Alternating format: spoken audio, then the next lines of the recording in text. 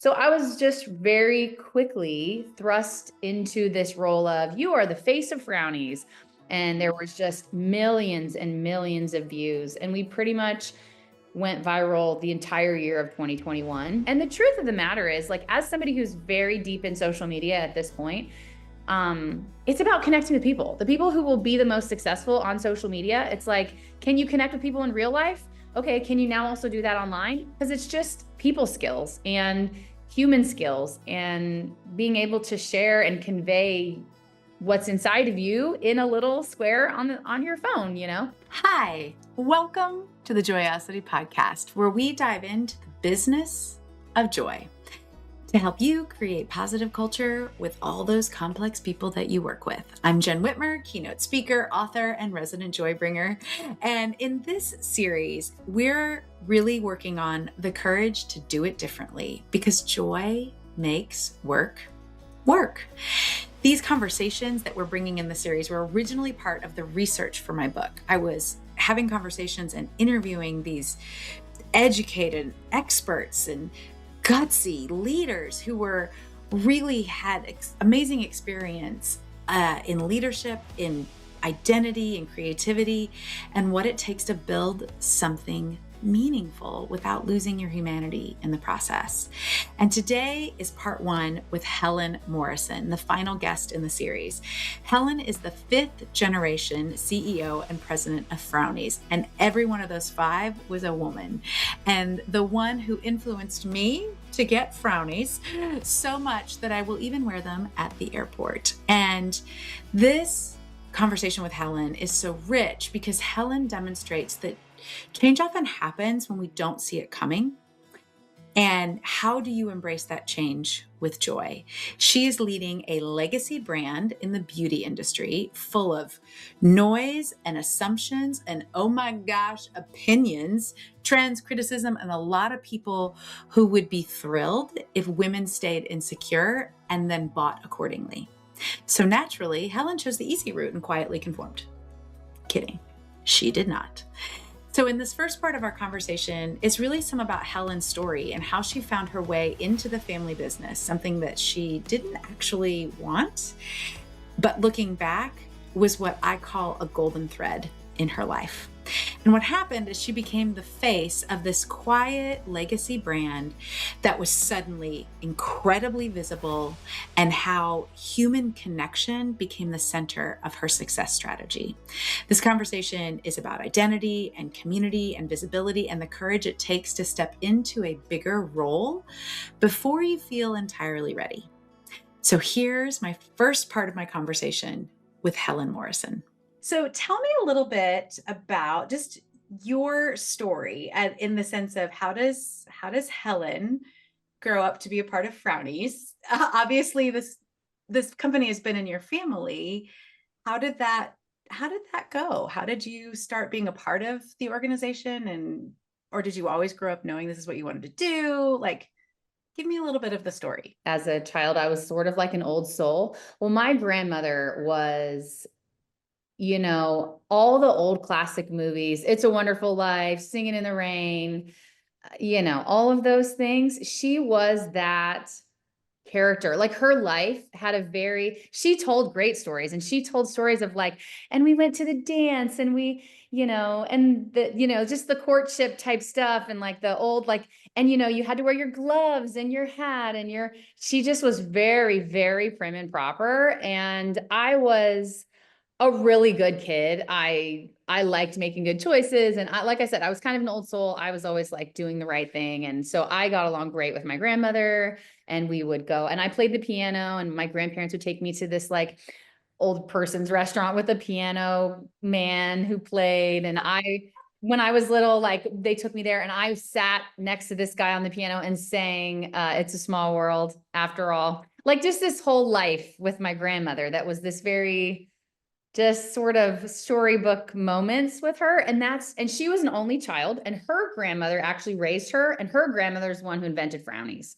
So she would have stories of Grammy, and she just has this, it's like stars sparkling in her eyes when she would tell her old stories. And I loved hearing every one of them. And I was very into that as well. And like I loved all those old movies and all that music and all the things. And so we were just really close.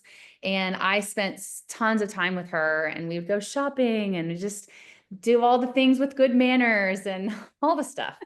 Anyway, she always ran Frownies while I was growing up, and she always wanted me to be a part of it. And I always was like, no way. But that's because I honestly, when I was a little girl, I just like wanted to be a mom and loved being with people. And I just didn't really have any career ambitions so much. I just wanted to like live life and Tea and wear my gloves. you know. But at the same time, I was also always very high achiever, really got good grades, did all the things. I was valedictorian in high school, like just really achievement oriented. And funny thing is, my cousin reached out to me the other day too. It was like, I remember when you were a little girl, you're always selling stuff and creating things. And I was like, I did, you're right. I did do that. But I didn't think there was anything in the world of business that sounded good to me. Plus, I just thought like, I don't want to go sit at a desk in an office. Like, that's boring. And when I was little, in my mind, I knew of Frownies, but I just thought like, oh, that's just grandma's little tiny business. I didn't really know what it could be.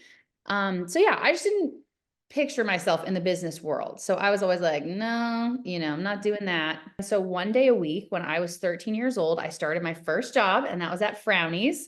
So I went in one day a week on Tuesdays for 8 hours, and I was paid $7 an hour. And I thought I was making bank. I mean, you were at 13, right? And back then, I mean, like minimum wage was like $4, $3, something like that. So I was like, man, I'm getting paid good to work for grandma one day a week. And then, so I did that 13, all through high school until I went back to school. So for maybe like 4 or 5 years. And I ran the whole thing. It was my grandmother and one other older lady in the office, and they kind of trained me on everything I needed to know. At that time, it wasn't very computerized. We had like a ledger, and we wrote down the orders and the numbers, and people send in their checks, and I would stamp the mail book and stamp the check and all the things. And so this woman went on like a vacation to Europe for like a month in the summer, and they were preparing me. So when she was gone, I would do everything she does, which was basically everything. So I just did everything. And that was fun one day a week, but it was also like boring because I was just in the office by myself. So I just did not think this is my future, Sure. I was graduating from like an internship program, and my parents were out of town at my graduation, and my grandmother called. She started getting all these phone calls, and the phone was like ringing off the hook. And normally like 1 or 2 calls a day was about it. And we were like, she's like, we're getting all these orders. I don't know what's happening and what's going on. And so we said, like, ask the next person who called where they're hearing about Frownies. So apparently that year, Renee Rousseau was on the cover of Good Housekeeping magazine, and she used Frownies. And so they did like several page spread talking all about Frownies. It was like all of her beauty secrets. So at that point, the business kind of exploded a little bit.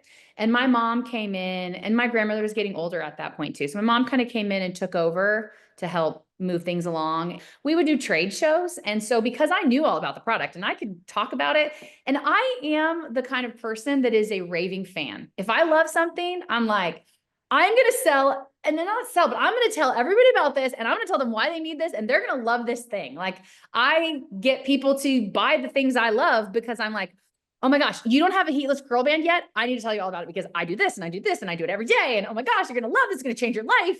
So I'm sort of an evangelist of the things I love and a raving fan of things I love. So I can do the same with Frownies. And the funny thing is all through my college years, people somehow would hear about Frownies or like ask me like, what does your family do? And it's like, oh, this. And then I would talk about it and be like, oh my gosh, are you totally going to like run the company one day? And I was like, no, not at all. They're like, but you sound so passionate about it. I'm like, well, yeah, I mean, it's great, but I don't want to do that. All through my life, I've always been a people person. It was like, if I'm going to be doing a job, I want to be working with people. I want to be out and about. And so I didn't think business was that. But also growing up, and my role now didn't exist. There was no social media. There was no internet. There was always marketing and advertising, but that was a very different process than the way it works now. Yeah. Traditional marketing and advertising, for one, I didn't really know much about it. And for two, that didn't seem very people oriented. I am like a connector and a community builder type of person. And so, yeah, it just didn't seem that there was a role for me at Frownies, even though I believed in the product for sure. Sure. We moved out to Arizona. And at that point, we were going to start a family. So I stopped teaching school. And I just was, did the fitness classes, had babies. And then because I love fitness so much, but I was kind of home with my kids, and my husband was a pilot at that time. So he was gone a lot. And I have always, again, like I didn't see this about myself, but I have always been entrepreneurial. I just didn't know it. And so I was like, oh, I got to do something for myself and I have to stay home with these kids. And so I started doing like online nutrition and fitness coaching.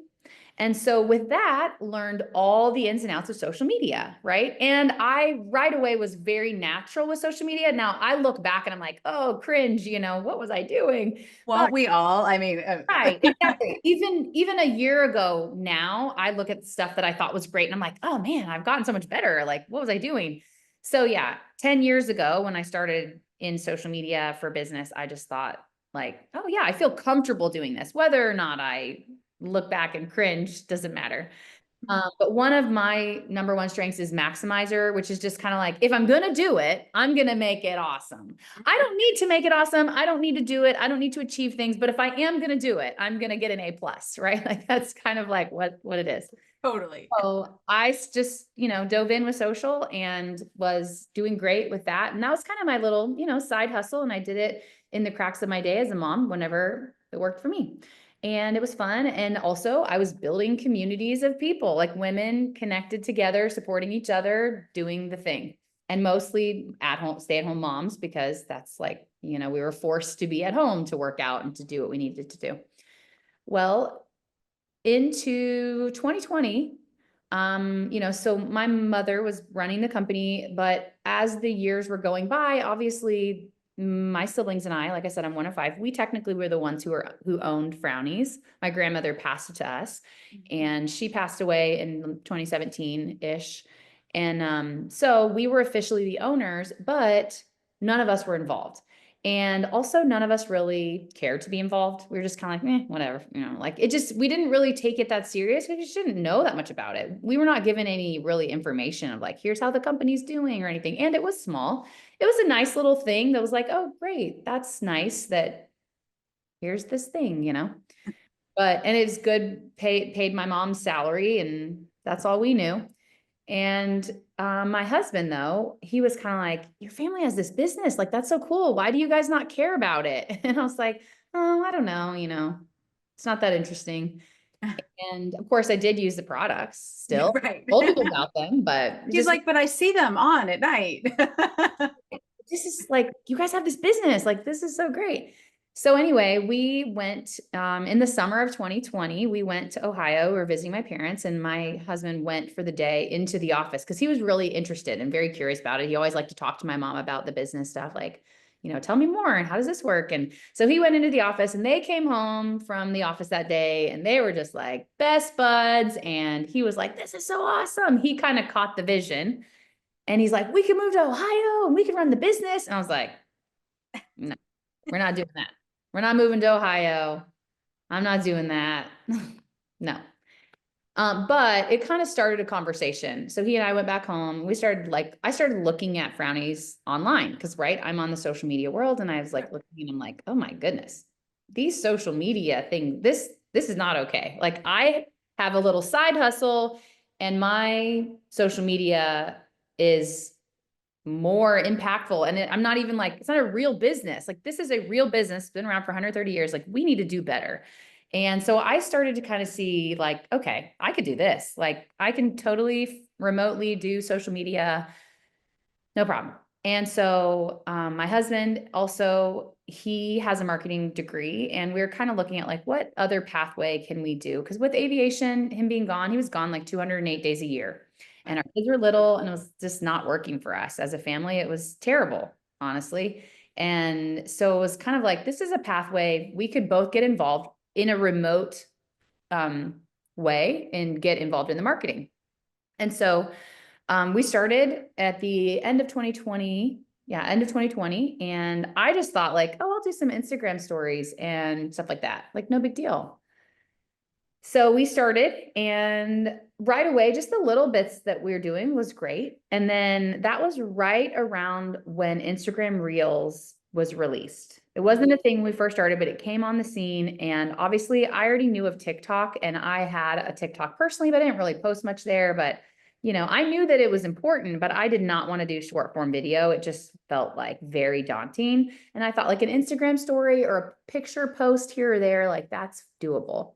Well, a girl that followed me personally sent me a message, and it was a link to a TikTok video, and the TikTok video had like over 2 million views. And it was what I call the first Frownies TikTok video.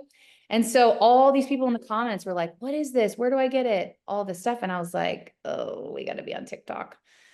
So I was like, all right, well, I have to at least have an account. We got to start replying to these people so they know where to go.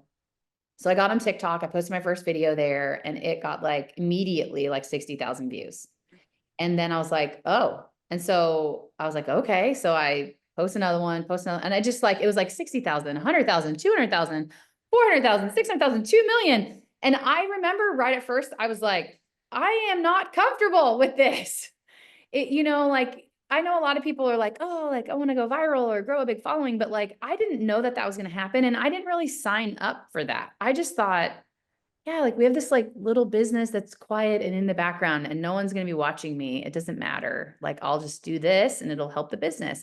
No one will necessarily know who I am. It doesn't matter. So I was just very quickly thrust into this role of, you are the face of Frownies.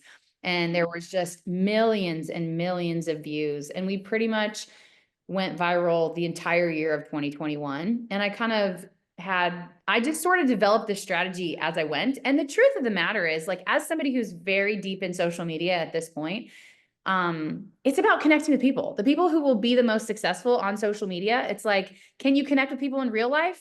Okay. Can you now also do that online? Because it's just people skills and human skills and being able to share and convey what's inside of you in a little square on your phone. And I had been doing that for a while with my coaching business. And so I just did it for Frownies. And like I said, at first it was a little weird and I felt almost kind of nervous about it. And also I started going places and people would look at me and be like, are you the Frownies lady? And it was like, yes, I am. And so it just kind of got weird, but I also just, I got over it quickly. But at first I was like a little nervous because and then there was all the haters too. Like so many people who just Yes. would attack. And I have to say, one of the reasons as I was going through businesses and people that I wanted to interview in this book, the way you responded to those is one of the reasons why I really wanted to talk to you. Because I'm trying to think, when I was first served my Frownies ad, it was probably 22, maybe 23. And watching the way you responded with respect, holding your own, but also truth, still an element of positivity, not denying their questions, is very much how I teach about communication and conflict resolution. And so I recognize that in the way you do that. So well done.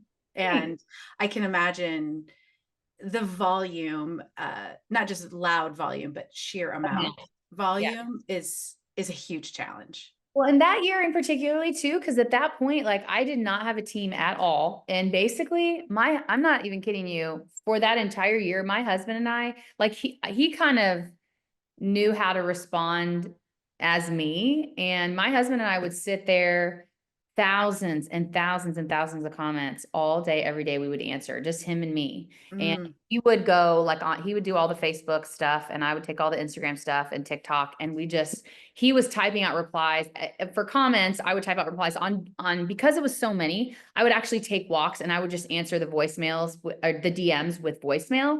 Totally. And I started doing that. But honestly, like I just did it because it made more sense to me. It was easier. But very quickly I saw like, oh, wait, this is actually amazing because now I'm connecting with these people. You're a human being. When you hear someone's voice, and even when something was tricky to answer or someone was like attacking or being crazy and aggressive, when you talk back, I had so many times where I would do a voicemail and people would respond and be like, I'm so sorry. And it was almost like disarmed them because it was like, oh, that's a person that I'm saying this stuff to, and they sound nice, instead of just like aggressively writing something. And then also when you do write something, you take a chance on someone's interpretation on what is the tone of your voice, and did you use enough emojis, and did they insert that pause, or did they just, what are we doing? So voice messages made it so much easier to just calm the energy and to be like, hey, like, it's okay. I totally understand. Like, if you don't like me, if you don't like this, like, wish you the best, all good, it just helped. And so many people did change their mind. And then also with the people who did like us, it made them like raving fans, and they would defend me and us to the death, because it was like, how dare you attack this nice person? Like, she's so helpful and so great. And so it was just really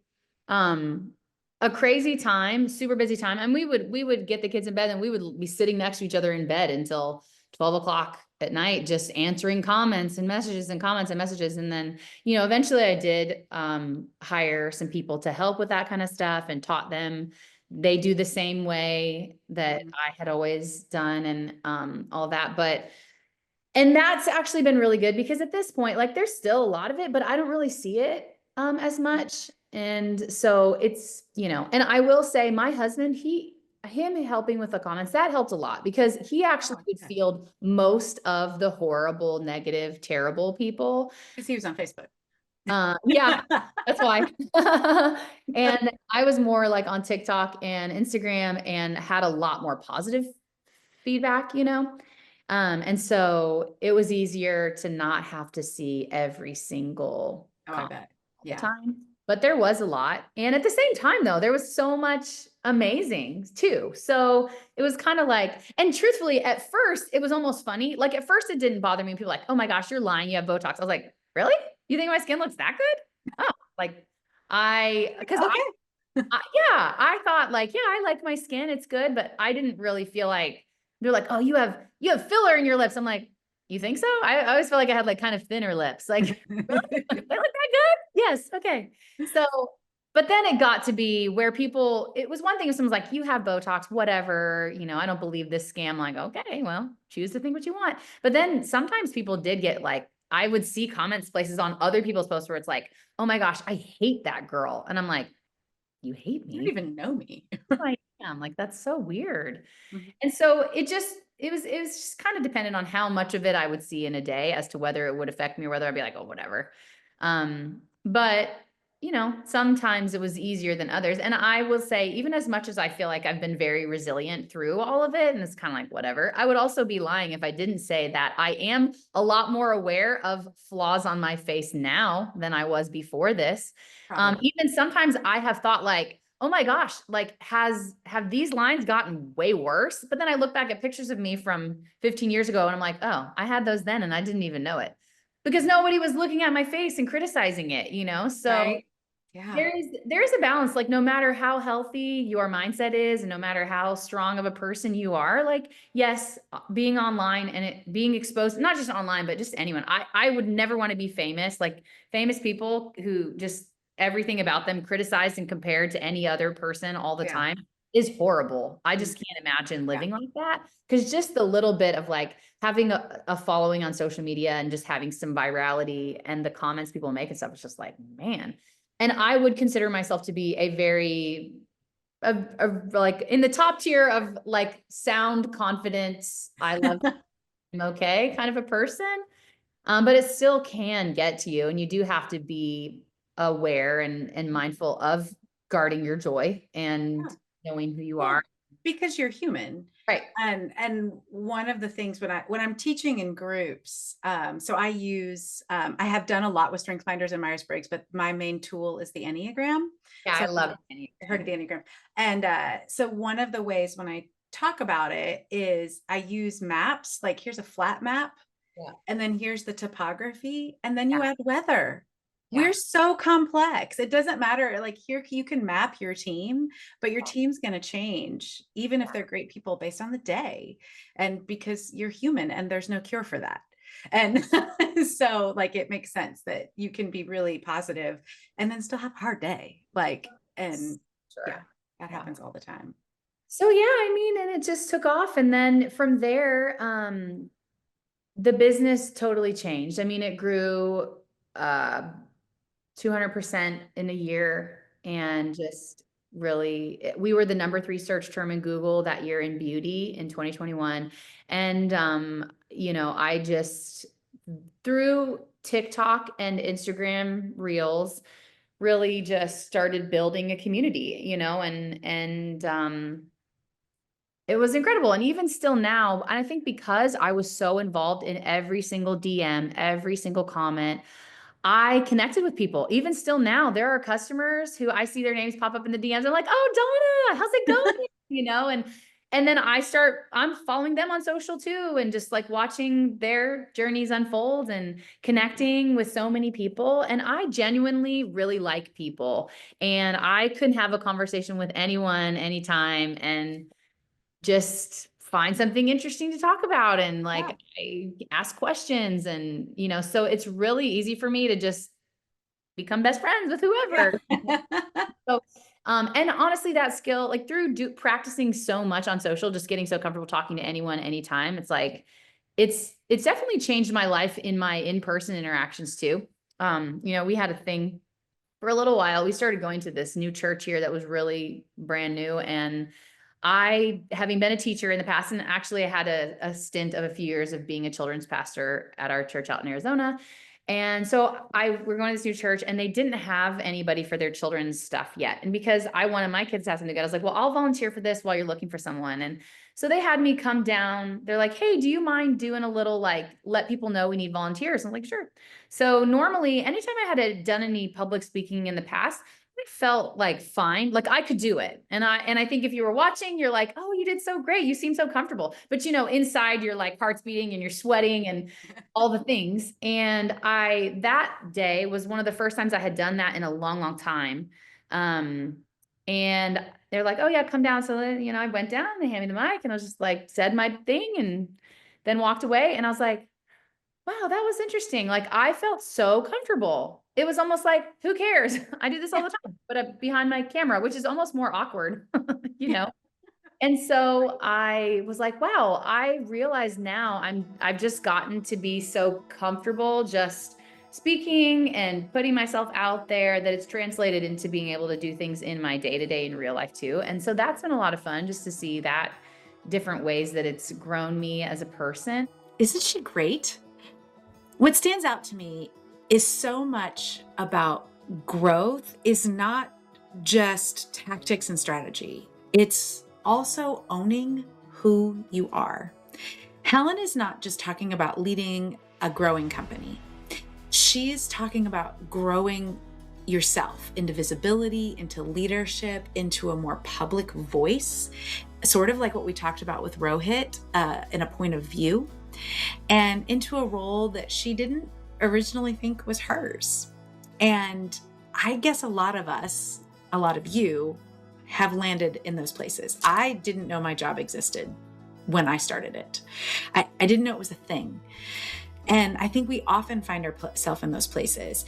And I think this part of the conversation matters so much because a lot of us are waiting to feel like fully prepared before we act. And meanwhile, life has handed you a microphone and said, you're on in 5. And we've got to be ready for that. And I think Helen's story shows us how to embrace it with joy. So here's the question I want you to take into this week. Got to put my coach hat on.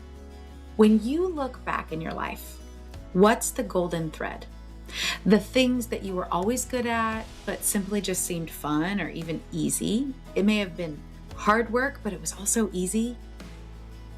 Your answer will point you towards success that is rooted in joy, and that will make it sustainable. And if this series is stirring something in you, I'm building something for you to help you as a leader really reduce the hidden drag, to escape the reactive patterns that will control you, to communicate more effectively and rebalance how you work and lead into the joy ratio. So I want to help you do that with community, without overfunctioning, without the constant overwhelm, or sacrificing your performance or your well-being, because you don't have to carry this all alone. And if you knew how to do it, you would have done it already. So if you are interested in that, you can join the waitlist at jennwhitmer.com/waitlist. While you're there, you can check out Joyosity and find that at jennwhitmer.com/books or wherever books are sold. In the final episode of the series and what's next, Helen and I go deeper into leadership itself, what she's learned about power. And so, of course, it gets delightfully feisty. And if you know others who want to join us, will you share this episode with them? Please, as you do that, when you share, when you rate and you subscribe, it brings all of our collective courage together to do it differently, to put joy in the center, because joy makes work work.